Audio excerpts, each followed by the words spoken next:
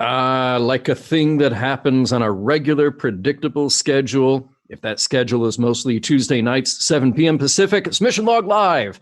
I'm John Champion. And I'm Ken Ray. Yes, it is Mission Log Live, the show where you, our Star Trek pals, join us, your Star Trek pals, to talk about Star Trek. And tonight we've got a Trek insider to field your questions. In a few minutes, we'll meet Terry J. Erdmann, author of many Star Trek behind-the-scenes books, like the Deep Space Nine Companion, Star Trek Action, which here's my action pose with Star Trek Action. Oh, that was so much action. Thank you very much. Star Trek 101 is another of the book, and a ton of other ones. So we'll talk to him about those, how he came to write them, what he took away from them, and what he left behind. Oh, thank you. Thank you very much. You can join us, by the way, and ask your questions by clicking on the Zoom meeting link, or you can use the one tap from your smartphone, or you can call us. 669-900-6833 is the phone number to call. 669-900-6833. Then you punch in the meeting code. Then you talk to Earl, and then Earl gets you through to us. And then, then it's a party. This is great, man. You brought props. You brought visual aids. You're a step away from being a prop comedian, like Carrot Top. I was going to say I'm the Carrot Top. I'm the Gallagher of Star Trek podcasts. Yes. Yeah. Yes. Hey, and you pointed out, because what's cool, the feed actually gets started a few minutes before we go live at 7. People are already in there, already in the chat. So let's do what I like to do, which is to go in and say hi. There's John Cooley, there's Steve, there's Murray, there's Scott, there's Alan Perry, there's Peter. Let's see, who am I missing? There's Daniel. There's other Dave. There's Barry. Hey, it was just Barry's birthday yesterday. Was it really? Yeah. I hope you said happy birthday. Which Barry? Barry Rice. Oh, was it really? Oh, yeah. Happy birthday, Barry. I'm sorry I did not know that. If I had, I would have said something instead. I said things, but none of them having to do with your birthday. Nothing to do with him, sure. There's Scott Palm. There's Barbara. There's Carlos.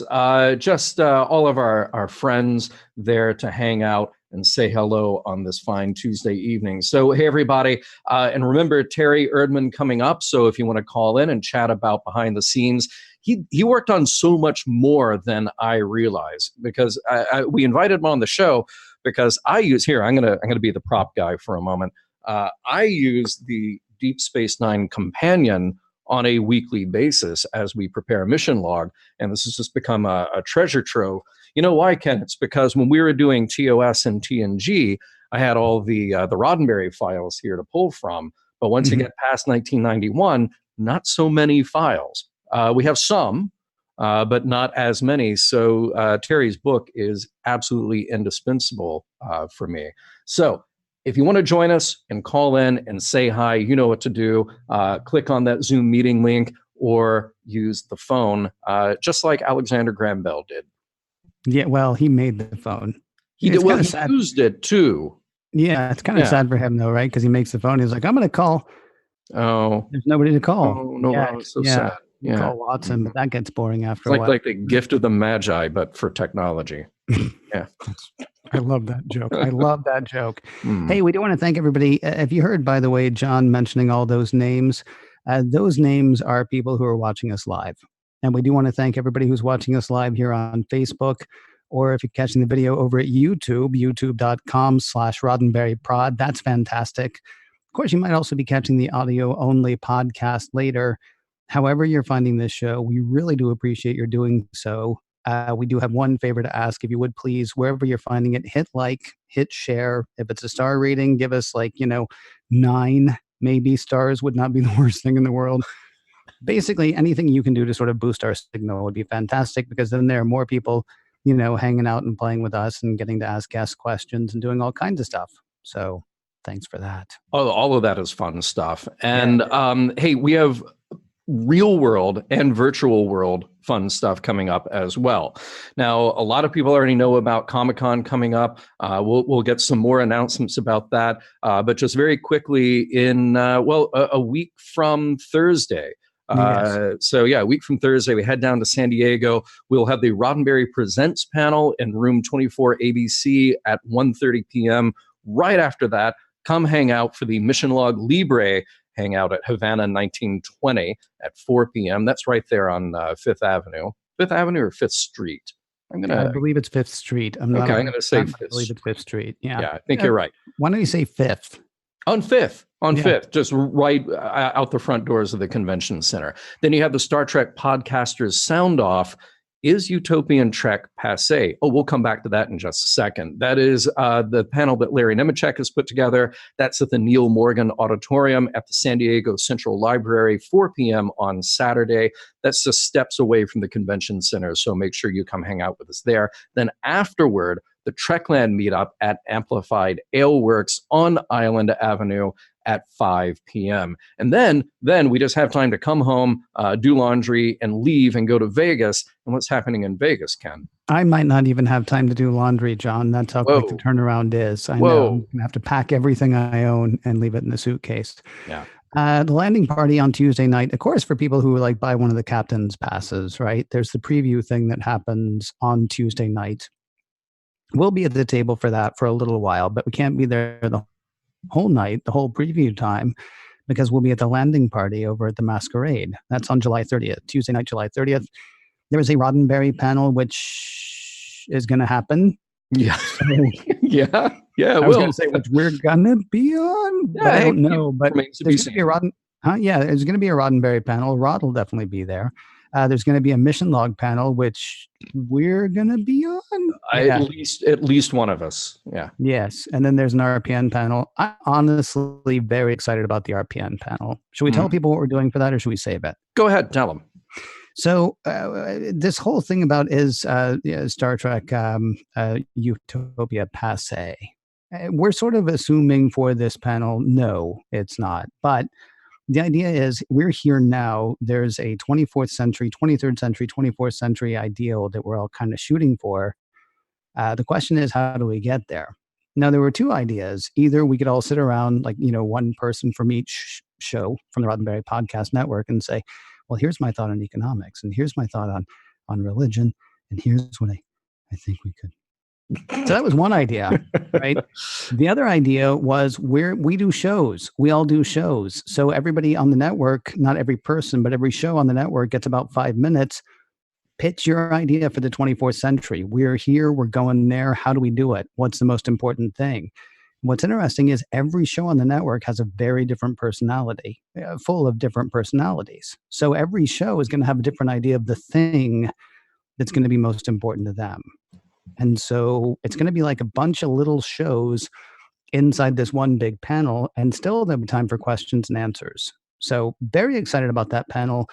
I don't think we know exactly when that's going to be yet, but yeah, if you're coming to STLV, please make sure you catch, all the panels, the Roddenberry panel, the Mission Log panel, and the RPN panel as well. Yes. So that's the real world stuff. And then we're taking virtual reality to the virtual reality that is Las Vegas. Yes. So this is a really cool announcement. And all of you who have listened to me and Ken talk about our excitement around Sansar and the Roddenberry Nexus there, and maybe you haven't done anything about it yet, you don't have the VR goggles, and we keep telling you don't need those. You just need your desktop PC, log into sansar.com, create the free account there. Well, you're really going to want to do this now. During the week of STLV, we have talked to, certain Star Trek notables who will be there in VR during STLV. So sure, there will be the people at STLV who will go into a room and they'll see, say, like a Tim Russ on stage talking about his time on Voyager. Oh, but let's say you're not at STLV, but you're there with your Sansar account logged in. Tim Russ will be joining us in the Roddenberry Nexus. Oh, and it's not just Tim Russ. Jeffrey Combs, John Billingsley, Susie Plaxton, Ethan Phillips, Casey Biggs, possibly even more to come. We'll be announcing the specific times and dates for those later as we get closer to the convention. But those are the people who are lined up so far. So sansar.com, get the free account. And even if you can't join us in Vegas, you can join us virtually with those special guests. And one other thing here to mention about Vegas.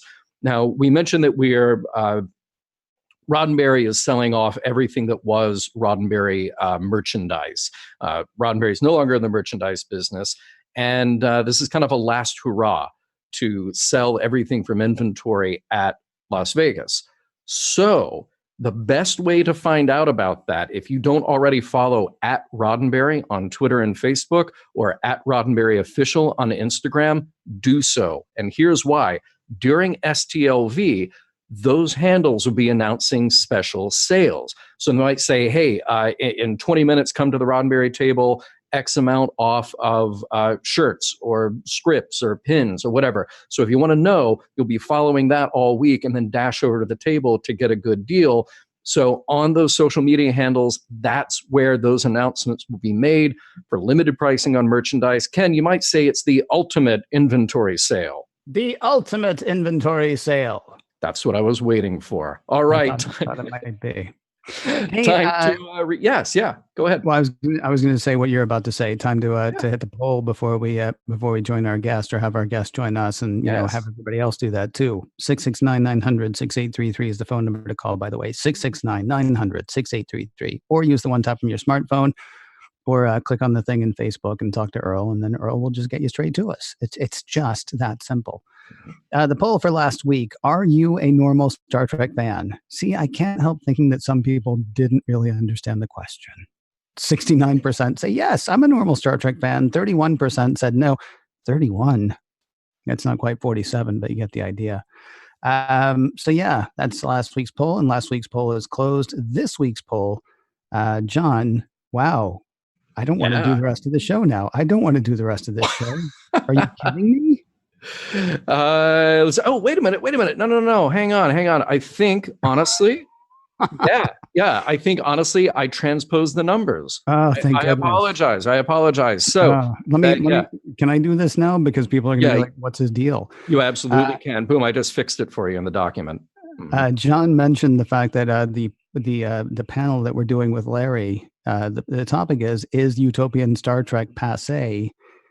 Yes, say 11%, no, 89%. The reason I just freaked out is because John had those numbers reversed. And so it said yes, 89% say yes, utopian Star Trek is passé, no.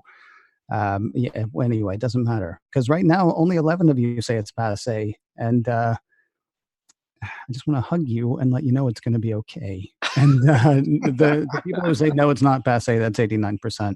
And we're actually using the results from this poll, and comments associated with the poll might end up as part of our panel with Larry in SDCC in a couple of weeks. So, and there are really good comments on the poll in Facebook. So go there, weigh in. It'll be up for a week. Is utopian Star Trek passé? I love the comments because honestly, Ken, it's gotten me to think about the question in a different way. You know, how are we defining utopia? How are we defining utopian science fiction? And what are the pros and cons of that just even being a thing? So I love reading the comments. Honestly, a lot of those might make their way into the panel as we develop what that will be like. So thank you for voting. Please like and share and spread the word. Ken, it's time you brought in our guest. He's been so patient, and I can't wait to introduce Terry to everybody. I'm looking forward to it as well. Terry is a longtime feature film publicist, worked on a couple of art films you might have heard of, like Aliens, Cocoon, and Star Trek V. He's the author of multiple Star Trek books, including The Deep Space Nine Companion, which John mentioned earlier, Magic of Tribbles, Making of Trials and Tribulations, Star Trek Action, which is right over there, Star Trek 101, which is right over there, and that's not even all the books he's done. Terry, thank you very much for joining us this evening. Good evening. Glad to be here. I can't quite start with you yet. I have to get my French dictionary to look up passé, and my Greek dictionary to look up Olympi. So, okay. Well, hey, we got time. You can do that, or you can just Google it while we're chatting. That'll be all right. Back in a minute then. Hey, before we get into the kind of the nuts and bolts of your association with Star Trek and all of that good behind the scenes stuff that you mine for your books, and as Ken mentioned, there are a lot of books. I've been focused on the DS9 book, and you spent time with almost the entire production there. I want to go back even prior to that. So you were a publicist with 20th Century Fox. You worked on publicity for a lot of movies in general, but a lot of genre pictures. And you were telling me before we went on the air that working on Buckaroo Banzai is what led you to meet your wife, Paula Block. And a lot of Star Trek fans know Paula's name as well, as the co-author of a lot of the books that you've worked on. Can you just tell us really quickly what led you to Star Trek? What led you to Paula? Those worlds sort of dovetail. There's a story behind this. Yes. I lucked into, I graduated from college and I went over to the Warner Brother lot, went through the personnel office, asked if I could take a typing test, passed the test, got into their floating secretarial pool, got picked up by a producer on the Warner Brother lot who was moving over to 20th Century Fox right away and took me with her.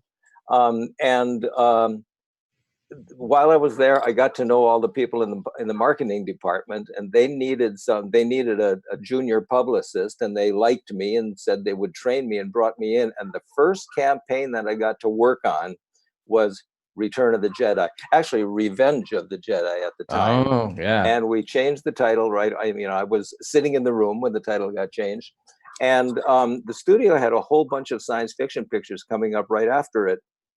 Aliens, The Fly, Edward Scissorhands, The Abyss, and this thing called Buckaroo Banzai that nobody knew what to do with. So we had a long conversation, and we wanted to do some kind of a giveaway button, and we wanted to go out to these science fiction conventions that we'd heard of, but Fox had never been to them. And so they said, "Hey, Terry, would you like to travel?" And I said, "Sure." And suddenly I found myself at all these events, different city every weekend, slept in my own bed only on Wednesday nights. It was not a task. I absolutely loved it. And one weekend, Memorial Day of 1985, I went to this event called Media WestCon in Lansing, Michigan.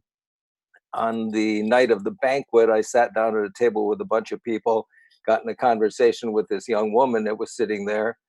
And 35 years later, we're still having that conversation. So that's where I met Paula, because of Buckaroo Banzai.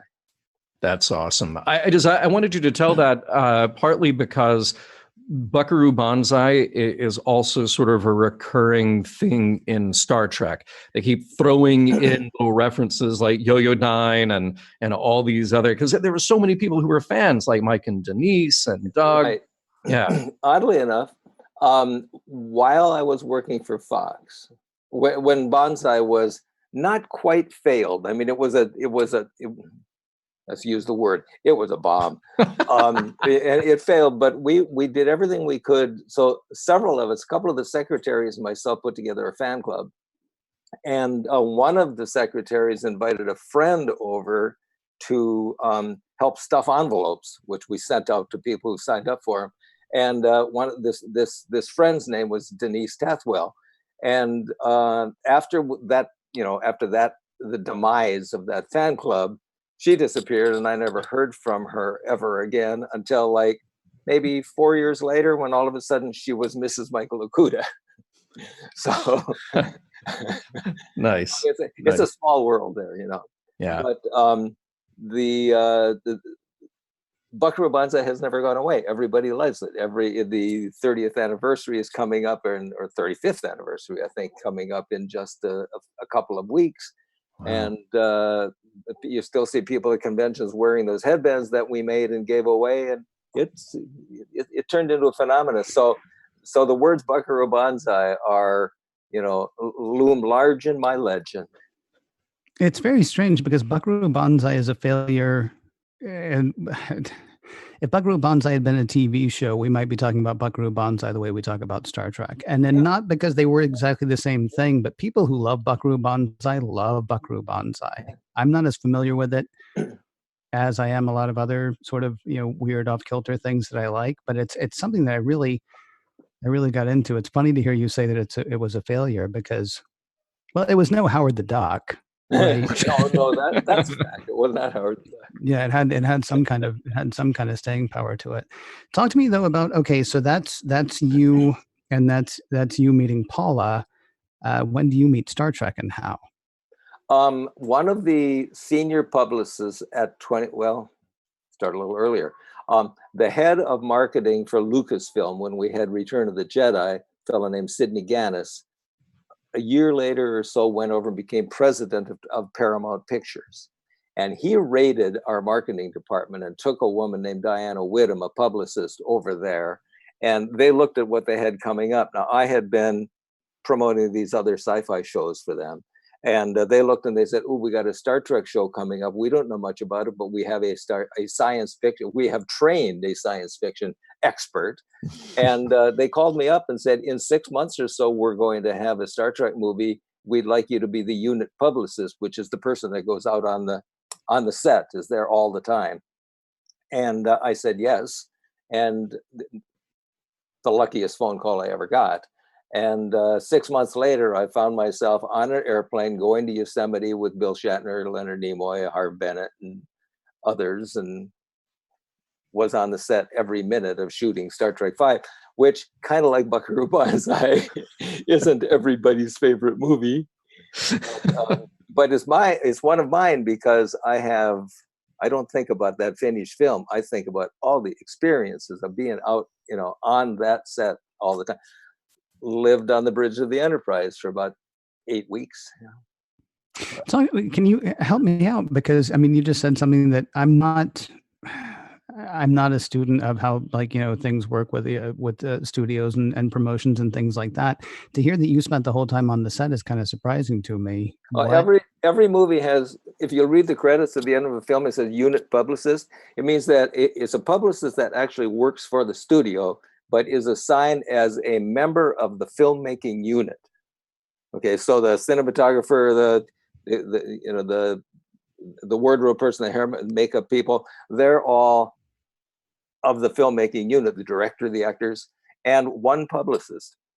And there's somebody on almost every motion picture that's made. There's probably, while I was busy doing that, I haven't done it for about 12 years now, but there's about maybe 50 or 60 people in the world who have that job on all the motion pictures. So 669-900-6833 is the phone number to call, 669-900-6833, or you can use the one tap from your smartphone, or you can hit the link in the Facebook page and then use the promo codes there, not the promo codes, I'm sorry, use the codes there, and you'll be talking to Earl, and Earl will put you on with us. Okay, so that's you then getting to Star Trek for the first time. There's a very different thing, it seems to me, from that to doing the Deep Space Nine companion.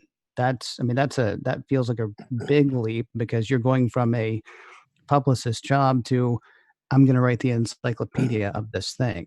How did that come about? And then talk to me about your involvement with the show. The key job of the publicist while on the movie, first of all, you babysit the press. If the movie has an open set, you can interview, you can invite people from the New York Times, Entertainment Tonight, all of that, and babysit them while they're there, work out times to have them interview the actors and all of that.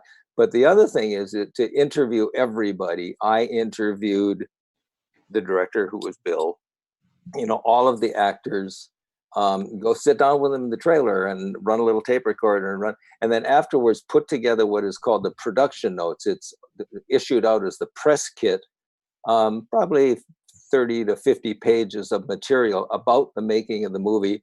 And they print up 1,000 copies and send it to every media outlet, television, magazines, newspapers in the world. And so that's your job, is to do that. Well, I wrote a really good press kit, apparently, because somebody from Paramount, and I never even knew who it was, talked to somebody at Disney and said that I wrote a good press kit. And I got a call from Disney saying, "We hear that you're a good writer. Would you like to?" And I ended up doing a whole bunch of unit publicist jobs for Disney, and then for Fox and for MGM and Carol Co and Orion and the whole bunch of other studios on the basis of my writing ability. Now, where did I learn to write? I don't know. I graduated from high school, a little town in the middle of North Dakota, and I'm surprised I know how to read. But then at one point, I guess it was in 1994, Trek 5 came out in 88, so it was that many years later. Editor at Simon & Schuster, Paramount Pictures owns Simon & Schuster. So an editor at Simon & Schuster decided to do a behind-the-scenes Star Trek book, asked the studio who they knew that could write. They suggested me, he hired me, and there it was. Suddenly I was writing the Deep Space Nine Companion. Well, this sounds like a pretty huge commitment, though. I mean, DS9, so you came in, around the second season? Yeah, the show, I was watching the show. The show was already on probably a half a dozen episodes into season 2. Yeah. And so Simon & Schuster hired me to just go do it. So I went over and I got hold of the television marketing department and told them what it was, and they said, "Well, we'll introduce you to the set, but don't talk to anybody. Don't you talk to anybody." And a publicist from the TV department took me over there, and we stood behind the plywood and peeked around the corner. And there were these actors that some of them I recognized. I knew who Renee Auberjonois was, and I knew who Avery Brooks was from the Spencer TV show. And then when that publicist left and did that 2 days in a row, it was hidden, peeked. And when the third day they said, "Okay, can you do that by yourself? But be really, really careful." And I said, "I sure can." Now I just spent years out on the road, hanging out with the actors. I did bunch of movies. So as soon as I was alone on the set, I just walked on the set and said, "Hey, everybody, I'm writing a book." And instantly, they were all my best friends. It was amazing. Armin Shimmerman invites me to his trailer, and the visitors got her arm around my shoulders. And I don't know why we were hiding behind the plywood. They all want you to say nice things about them in your book, clearly. but back to my kind of the original thing I was trying to figure out is that you come in during season 2. Nobody knows it, but DS9 has got another 5+ years to go. Right. And so what is the assumption of how long your job is going to go there? I mean, are you there every day on set? Yeah, I probably put in 40 to 60 hours a week, almost every week they were shooting. I was on set for every episode, except a few times I left. I went out and did unit publicist job in the middle of season 5 or 6, whichever it was. I went to the East Coast with Ridley Scott and Demi Moore and was the unit publicist on G.I. Jane with Viggo Mortensen and for 4.5 months. So I missed that much of that season. But we knew at the beginning that if it was going to be a 7-season show, which they hoped, then I'd have to continue writing. And in fact, it did. It took. I wrote for 7 years. So from the time the show started and had to get caught up until the book I turned in my manuscript to the publisher, was an 8-year period. 669-900-6833 is the phone number to call, 669-900-6833, or you can use the one tap from your smartphone, or you can use the links on the Facebook page. You talk to Earl, and then you get to talk to us. Terry Erdmann is our guest tonight.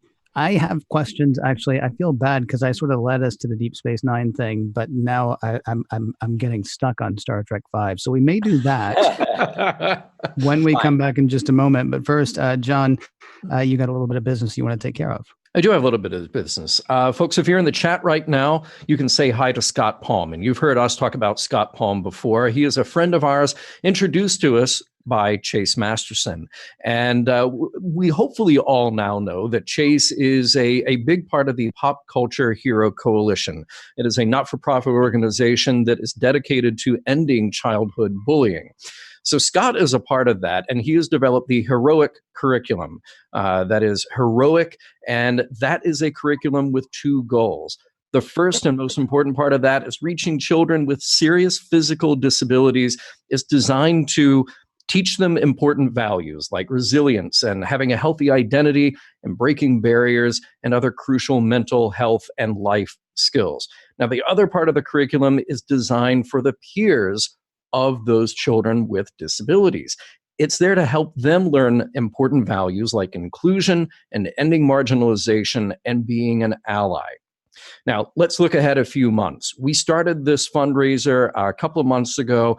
As we look toward October, October is Bullying Prevention Month. Our goal is to raise money for Scott that will be matched by the Roddenberry Foundation so he can start implementing this program for a full 6 months. That means Scott on the road with an assistant going from school to reach children with this very important, I would say, crucial program. Now, it is great work, and it is not that easy to do. Scott has cerebral palsy, so there's a lot of effort involved. And like I said, he does have an assistant on the road to help him out. And all of this is why the Roddenberry Foundation, as I mentioned, is joining with you to help Scott help the world. So go to our Facebook page, facebook.com/missionlogpod. You can also go to twitter.com/missionlogpod. Pinned to the top of the page in each place is a link for the fundraiser. Every dollar you give will be matched by the Roddenberry Foundation. You give $1, that becomes $2. You give $10, that becomes $20. You will be contributing to something that truly embraces the values of Star Trek and puts it into action. And like I said, the Roddenberry Foundation doubles your donation. Facebook.com/missionlogpod, Twitter.com/missionlogpod. Look for the post, make a donation. And even more important, if you can't make a donation, even that $1 or $5 donation, share the post. Encourage people, your friends, fellow Star Trek fans, to give what they can. We would all appreciate it, and it might even make the world a better place. And like I said, say hi to Scott. He just said in the chat room, I'm here. So there he is. That's the proof. You can say hi to Scott because he just said hi to you. And wow. And Karen, who I've seen in our chat a lot, she says, my 6-year-old son has cerebral palsy. Thanks for what you do, Scott. Thank you, Karen, for chiming in. Thank you, Scott, for always being here with us on the live show. And folks, that's all you need to do. It's a simple click, and you will be helping us to help him. 669-900-6833 is a phone number to call, 669-900-6833, or you can use the one tap from your smartphone or use the links in Facebook. All right. I know we're going to Deep Space Nine, and I know we should stay in Deep Space Nine, but I'm going to double back really quickly to Star Trek V. I saw Star Trek V when it came out. I believe I saw it opening night when it came out. I know I saw it opening weekend. I was not nearly as big a Trekkie or Trekker, and everybody else can have that fight if they want to. I was not nearly as big a Trek fan. I mean, I was knee deep in TNG at that point, but not so much TOS. So I came away from Star Trek V enjoying it. Now, years later, I was told how wrong I was for liking it, and I've come back around to actually loving that movie again, and I really do. I'm curious on the set. And if you need to keep being publicist for that movie, you feel free and tell me it was all perfect. But on the set, what was the sense of how things were going? A lot of the people, a lot of the filmmakers, that crew whose names you see go by in the credits afterwards, weren't real excited about the script. Maybe the story part of the script, just, going to seek out God is rather an odd thing. But Bill had wanted to, he had been watching TV evangelists, and he saw them using these sales pitch things that they do. They really, it's est and all of that worked into the way they talk on television, and then they get you to send in your money. And he thought that would make a good villain. And they turned it into a story that didn't quite work. But on the set, the whole time we were shooting, setting that aside, everybody had a really good time. It was a wonderful, family-like feeling. Bill Shatner cannot help himself. If there's a pun to be made, he makes it. And it doesn't matter if it's the most serious moment in the middle of anything. If something pops into his head, boop, it comes and everybody's laughing. We had a wonderful time. But we would go to dailies, the footage that you shot yesterday, you watch today to make sure that you don't have to go reshoot some of it again. Mm-hmm. And on on the way to dailies every day, people would say, "Ooh, I don't know, director's decisions," and there was concern, but it was always fun and a good time and up and happy. Now, I wasn't with the producers when they were talking to the studio executives. I was only, with the crew. They might have had some real blast out conversations or arguments about whether to cut back the budget, whether they needed more money, all of that. But we had a really good time. So. I will always say Star Trek V gave me one of the most emotional moments, I think, in a lot of the Star Trek movies. I mean, maybe not the most, although I get hung up on the weird things. Like the most emotional moment for me is the one where Captain Kirk says goodbye to Captain Sulu in Star Trek VI. That's like an amazing sort of graduation moment. But Shatner got a couple of really amazingly dramatic moments that still, when I think about him, kind of stirred things for me. Ken, I'm going to tell you, you're not alone. I'm looking at the chat here, and a lot of people, first of all, Carlos says, Ken, Iddick, you can like whatever the hell you like.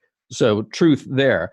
But a lot of people, Chris Riker saying Star Trek V is watchable. That's a good thing. Yes, some real gaffes in continuity and other issues, but still fun to watch. Scott Mays says the relationships in that movie make it awesome. He also says, I need my pain. Don't know if he's talking about the movie in particular. That's my favorite line, my very favorite line in all of Star Trek. And I've seen every episode and movie many, many times across the franchise. My favorite line is, I need my pain. Really? I love that line. I love that line. That's great. See, now other people are saying, excuse me, but what does God need with the starship? Yeah. I love that line. Yeah. Don't have opportunity to use it on a day-to-day basis. Right. So unlike I need my pain, which you can just bust out at any time. And Carlos saying Star Trek V is no nemesis. So, that's true. Well, that's true. Now, oddly, I read an advanced script of Nemesis, like maybe 8 months or so before they went into photography. Mm-hmm. I thought it was going to be brilliant. The script read really, really well. But then when you saw the movie, it dragged along. Wow. That's unfortunate. It's very unfortunate. Yeah.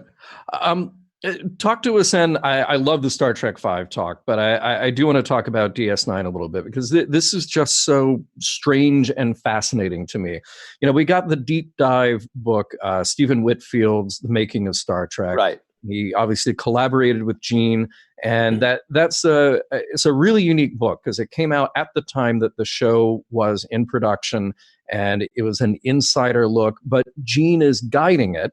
And of course, he only had 3 years, and he comes in later in the process. You are an embedded journalist. You are entrenched with the crew and the cast, right. And you really became one of them, and you were there longer than other people who worked on the show. Right. So that is a truly unique position to be in, to create a book. And I can only imagine that by the time the whole thing winds up, the whole thing wraps up, it must have felt as big a loss to you as it did to the crew that's finishing up what they had worked on for 6+ years. Yeah, it was not happy. The last thing that we shot was the breakup scene at the end of the last episode in Vic's bar, when everybody says goodbye. And as emotional as it was on the air, it was that emotional in reality. Nobody wanted to quit. And as they would say, okay, that's your last line. Let's say goodbye to Avery Brooks. And people didn't leave. They just went off. Instead of going straight off to the trailer and getting their makeup off, they went and stood on the side and continue watching the rest of the episode being shot. So by the end of the evening, when it was the last 2 people that were in front of the camera were Armin Shimmerman, Quark, and James Darren as Vic Fontaine. It was just the 2 of them. They were playing a game of fish on, at a table, gambling. And it could have just been the camera crew, the lighting guy, the sound man, and me, and those 2 actors. There were 40 people standing around watching it. Nobody wanted to go. Now, for me, it kept going because I spent another year, well, actually Paula Block, because she did as much writing in this book as I did. But we spent the next year finishing up this book. So for us, it wasn't over, but I really missed going to the set. And I'll never forget how emotional that I tried to put it in the last pages of the book about the last day on the set and make it as emotional as it was. So, I encourage everybody, if you have your hands on that book, read the last 2 pages. Got it. I'll just kick back and read that now. Yeah, now's a good time. It's a perfect time. It's a perfect time. Yeah. Well, while you're doing that, John, I'll welcome a caller on really quickly. 669-900-6833. Use the thing from the thing, or do the other thing if you want to. Lou is on the line with us. Good evening, Lou. Good evening, Ken, wherever you are. I've lost the video feed. Well, I assume you're there somewhere. What we look like by now. I am right here. Yeah. Well, I do. I've been trying to get a hold of you for like 3 weeks now. Earl suggested it would be better if I just did audio, because I'm just completely naked in front of the computer. It's just the way that things are on a Tuesday. I'm not wearing pants. Yeah. Nobody should. Nobody should. I want to say hi to Mr. Have on below the waist. So yeah. That's the key as a performer. So I've only got a bit of the audio feed. I'm going to be winging it, but I've been doing improv for 10 years, so this shouldn't be a problem. I wanted to thank you guys for renewing my not so much my interest in Star Trek, but certain aspects of it. I've developed a new appreciation for DS9 because of Mission Log. So wow. I want to thank you for that. And I wish I knew more of what Mr. Erdmann was saying. I've heard about 10 minutes of this conversation, and I can't see or hear anything right now. Hey, that's fine. Our show very often is best enjoyed when you can't see or hear anything. Here's the thing. Yeah, but I'm going to be playing this back as a podcast in the next 2 days, and I'm going to say, "Oh my God, he didn't know what was going on, and all this was." It's going to make himself look just foolish. And I don't know. Are we allowed to call in again when the technical difficulties are just overwhelming today? Of course, you can call back sometime. Yes. Here's the one thing I would say, though. If there is a question that you have ever wanted to ask anyone about Deep Space Nine behind the scenes, no, seriously, This is an excellent chance to do it, because if you miss this part, what we've been saying is that Terry is basically was on set from about halfway through season 2, almost all the way through the end, with a 4-month break to go promote another movie. So, if you've had like this burning question about anything, now's your shot.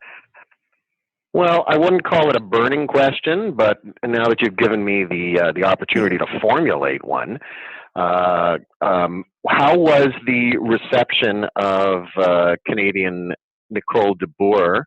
And I hope I can be forgiven if I'm accidentally mispronouncing her name, when she replaced Terry Farrell in season 7. The reception, Hello? I guess the reception among the cast and crew was wonderful. They liked her right away. Alan Craker was the director of the last episode of the episode that she came in, the first episode. The last episode of season 6, when she appeared at the very end of it. And they told him that they were going to bring in the new Dax, and that they had hired somebody and all that. And then they handed him a photograph of it, and he said, "Oh, it's Nikki." He knew her. So cool. it was because he was actually from Winnipeg himself originally. I don't know. Oh my goodness. Okay. So, I don't know what city she was. Small world. But but so he was real comfortable with her on her first day on the set, and that would have made her real comfortable with her new director her first day on the set. Nobody really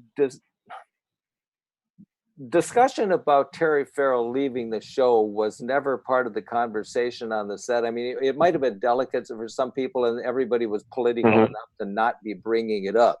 So it all went really smoothly, as far as I could tell, and I was there all the time. Now, once again, I never saw those conversations, when they were alone in their living rooms or in the bar, or when they were in their agent's office talking about, oh, they got rid of her. What do they get rid of? I don't know any of that. But on the set, it was real comfortable. And Nicole fit right in right away. It went very, very smoothly. For trivia fans, she was actually born right here in Toronto. I'm going to let you go. I want to thank Mr. Erdmann for listening to me, and hopefully the next time that I see you guys, I'll actually see you guys. Yeah. Yes. All right. Well, take care, Lou. I'm glad we got you in. And look, next time, something to look forward to. All right. We'll see you soon. Thank you, John and Ken. I'll talk to you soon. I hope. Take care. Hey, it's funny, okay. Ken, you set that up so perfectly. And you said, if you ever had a burning question about DS9, there's Chris Riker right in the chat saying, how do you play Dabo? Oh. And that's really, this is the evergreen question for you. That's true. Although in the episode that we're doing right now, of course, Dax half explains Tongo, which is kind of interesting. True. Yeah. At least strategically, she explains. Otherwise, all we know is you stand around a table. There's sounds. There's a spinny thing, and every now and then you yell Dabo, or every now and then you go, "Oh." Yeah. Right. I'm pretty convinced the way you win Dabo is just by yelling Dabo better than anybody else. Sure, I like that. That's we did.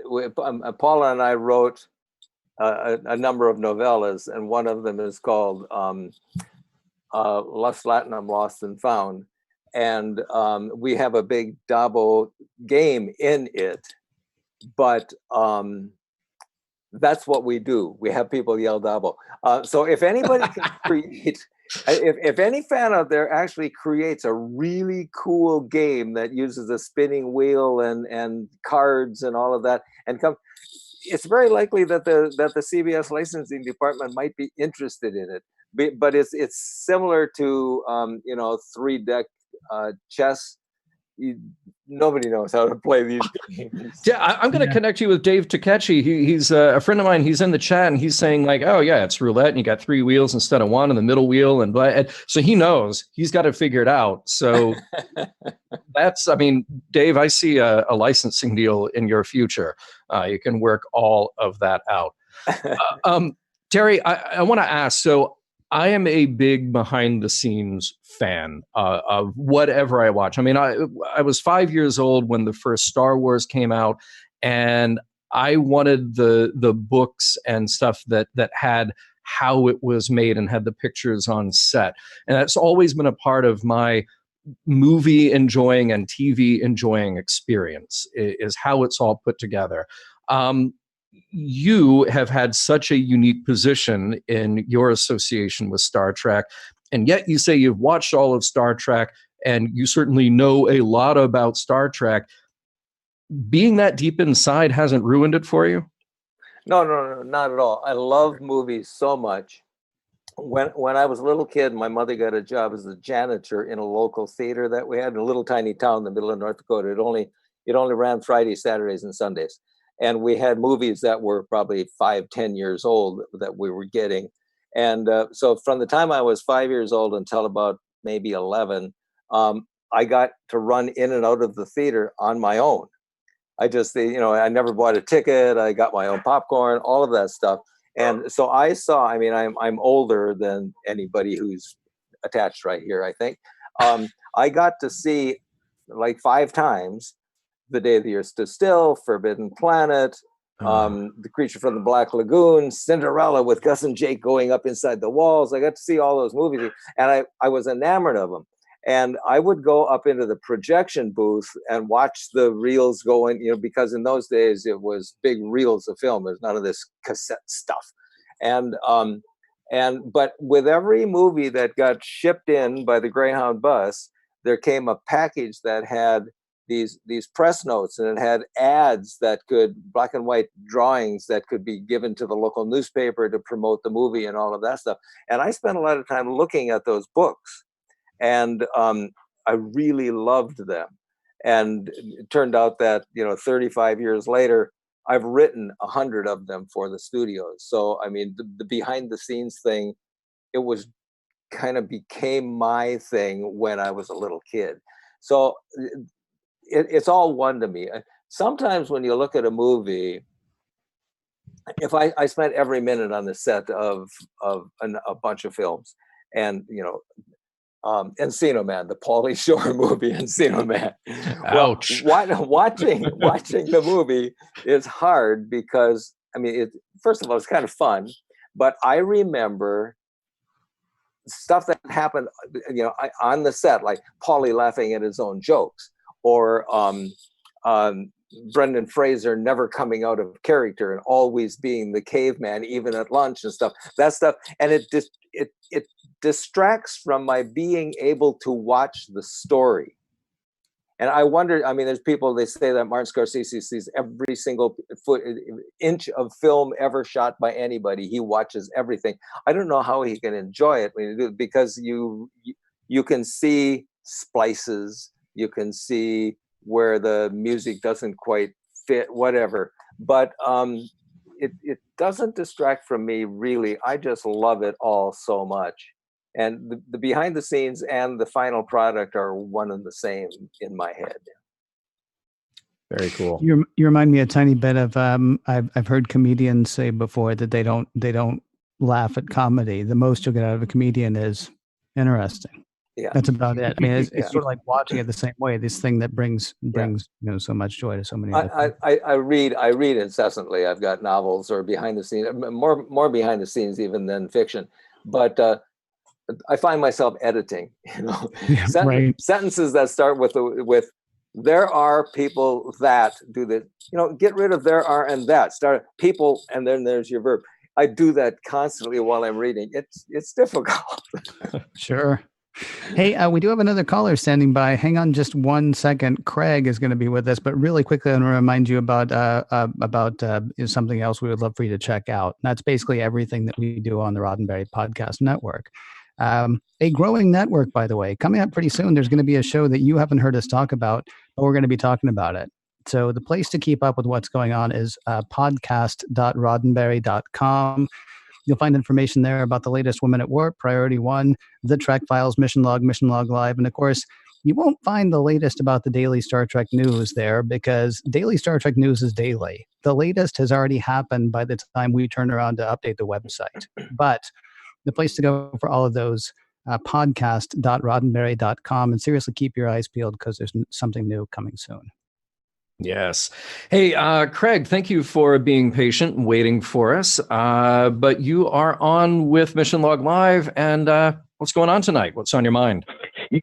Yes, good evening. Yeah, my first convention I attended was in 1973, and I was at a convention when Terry Farrell told us first that she was off the show, and man, it was really, really emotional, very sad. Wow, what was the feeling in the audience? Yeah, was there a gasp? Yeah, it was shocking, and we're all lined up. We're going there to talk. She broke down, went down the line, and just met each one of us. She just had to get out of there. She couldn't. And Michael Dorn had joined her up on the stage. Yeah, it was quite emotional. Wow. There were a variety of aliens that were on Deep Space Nine, which I love, because it was like that. You didn't know who you were going to see. And did he know? I'm asking a question. Was there any special stories about alien extras? That they would come in, they didn't say anything, they walked by. Any stories on them? Well, Terry, first of all, Terry is probably the only person that we have ever had on who has heard Morn speak. So that German copy of Deep Space Nine. Mark Allen Shepard, who played Morn. I actually got to interview him. So and he has vocal cords. He told me a story about how there was a casting session at Paramount, and he was living out in Ventura County, which is like 50 miles northwest of the city, and he didn't have a car, and he wanted to be at this casting, this reading, and so he rode a bus, rode another bus. It took him like 8 hours to get there. And the way he tells the story is hilarious. Wonderful. If you ever see him at a convention, have him tell you about how we got the role. But he talks, but Morn never does. Well, So there see, you go. Yeah, I did. Yeah, I did get to meet him as I worked with Richard Arnold. So yeah, I do know he does talk. See, in my head now, I had built it up where Morn, if you were to speak, has this very like educated, erudite sort of English accent, like a Richard Dawkins. Like he's sitting in the pilot. Well, you see, when I arrived here in my spaceship, I thought that's in my head. That was Morn. So now this has been ruined for me. There's another alien extra that you probably know her very well. Friend of the show, fan of the show, Tracy Lee Coco. And she was there in many different alien guises on DS9. Never a speaking role there, and not for Lieutenant J either, but she was on set a lot. I don't know if you remember her hanging out, Terry? There are a bunch of different, I probably don't know what she looks like because I would have always seen her in alien makeup. Right. Well, exactly. So if she was a Klingon one week and a Ferengi a different week and a Romulan another week, I wouldn't, I don't know. There were several people who didn't ever speak, who were Klingons, who were always on the set in the background. One woman that I got to know pretty well. But they're called ND background, which means non-dialogue, which means even though they're probably in actors' equity, which is a guild, not a union, they don't have to be paid the big Screen Actors Guild wages, which is the reason they can't get paid, because it's not in the budget of the production.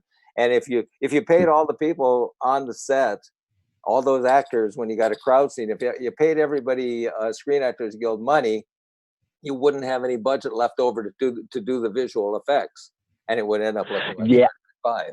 Yeah, I'm aware of that, and I've done independent films. By the way, peace and long live Mission Log. Oh, hey, have a great evening, gentlemen. Thank you, Craig. Hey, for that, you can call back anytime. Oh, you got it. I love your show, and you have I just got me going to the Star Trek convention first time in 10 years. I'll see you there. Oh, yeah. Hey, come by, because look, we're running out of time tonight, but I want to hear about this 1973 convention that you went to. That absolutely fascinates me. I got to meet, I was by the elevator, happenstance. D was right there. DeForest Kelly. Oh, how cool. Yeah. Right. Oh, I got to tell you about that. Okay. I can't wait. I can't wait. Thanks so much, Craig. May I tell you DeForest Kelly's story? Please do. Absolutely. Okay, on Star Trek, we got what, 2 minutes? Yeah. Star Trek 5. We were on a soundstage at Paramount. D only worked about 11 days in the movie. I mean, he was older, and his role was smaller, as you can see. And when we were climbing the mountains, it was an extra, not him off in the distance. I mean, a stand-in. But we were on the soundstage at Paramount, and this was pre-cell phones, 1988. So there was one telephone on the wall, and all of the extras, everybody was lined up wanting to use that phone during the camera turnaround for lunch, whatever it was. And I was standing in line. So DeForest Kelly comes up to me, he says, "Do you want to make a phone call?" And I said, "Yeah, I want to call the office on the other end of the lot." And he said, "Come with me." And he took me in his trailer, and he had a full-size Winnebago. I mean, a large full-size Winnebago. Some of the people were in little, teardrop things. And he said, he used the phone, and he said, "Anytime you want." He said, "And I'm not going to be working for the next 3 or 5 weeks or whatever it was." And he went up to his driver up front, who was in charge of keeping the trailer and everything clean, and said, "Trailer belongs to Terry. It's his, except when I'm here. But he can have it anytime." And DeForest Kelly gave me his Winnebago. Man, what a guy. Holy cow. Tremendously wonderful man. That's the coolest thing. That's the perfect story to end this interview, because it doesn't get any better than that. Although, of course, we spoke his name earlier, so he's bound to show up. Larry, Dr. Trek, shows up, says, I didn't know you had Terry on. I would have come in much earlier to add to the festivities. Trek well, guy. That's his sign off. So from Larry to you, Terry. Terry, thank you so much. I hope I could do this again. Blast having you on. Anytime. Thank you, everybody. Really quickly, I want to remind people if you want an idea of the kind of work that Terry has done, and maybe pick up a copy or two, Amazon. I found a ton of stuff, including that's how I found about that and the other one, and listen back to the beginning. I've forgotten. Hey, I want to remind everybody that Mission Log Live is produced by Roddenberry Entertainment. Executive producer Rod Roddenberry. Technical production on Mission Log Live by Earl Green. Be sure to visit podcast.roddenberry.com for the latest from the Roddenberry Podcast Network, including not just Mission Log and Mission Log Live, but also Women at Warp, Priority One, The Trek Files, and daily Star Trek news. If you'd like to support Mission Log directly, that'd be fantastic. Patreon.com/Mission Log is the place to do that. Thanks to everybody who joined us live or later, and we will talk to you next week.